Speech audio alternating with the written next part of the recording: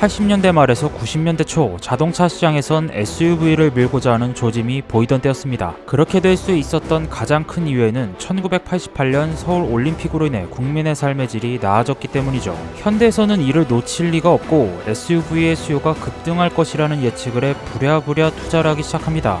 기아사와 쌍용사의 사륜구동 싸움에 턱 하니 밥그릇 하나 더 얹으면서 한때 국내 사륜구동 시장 판매량의 50%를 넘게 차지했었던, 그리고 그걸 가능하게 했었던 차, 바로 현대사의 갤로퍼입니다. 3, 2, 1, 0.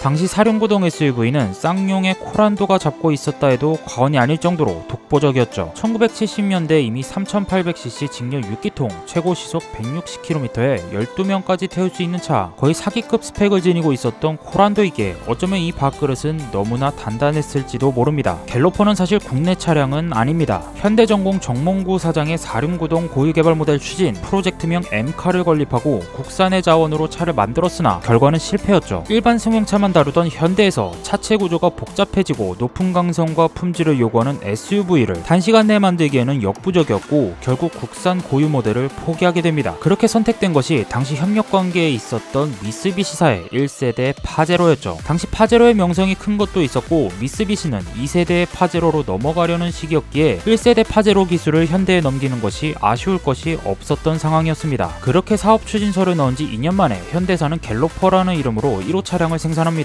순수 디젤 엔진부터 터보 디젤 엔진 모델까지 말이죠. 출시하자마자 3개월 동안 3,000대를 팔아 제꼈고 다음 해에는 총 24,000대를 판매하면서 대한민국 사륜구동 시장 판매량의 52%를 차지하며 코란도를 눌러버렸죠. 사실 상황이 좀 맞았던 곳도 있습니다. 기아사의 록스타야 이미 말도마 상황이었고 잘 나가던 코란도는 프랑스제, 일제, 미제 엔진과 변속기를 섞어 쓰던 키메라였기 때문에 문제가 안 생길 수가 없었던 상황이었거든요. 당시 쌍용은 대형 상용차와 사륜구동 SUV로 밥 벌어먹고 사는데 전혀 문제가 없었던 상황인데 갤로퍼로 인해 회사가 무너지기 직전까지 몰렸었죠. 벤츠와 합작인 무쏘가 아니었으면 아마 쌍용은 지금까지 오지 못했을 겁니다. 1996년까지 현대는 파제로 1세대를 진짜 이름만 바꿔서 팔아 재미를 좀 받고 97년부터 갤로퍼 2를 내놓긴 하였으나 너무나 여러가지를 시도했던 것인지 일본과는 다르게 당시 국민들이 자동차에 큰 관심이 없었던 상황이라 그런지 크게 활약하지 못했습니다. 그래도 역사에 남을 만한 차를 한 대 만들긴 했습니다. 역대 국산 LPG 차량 중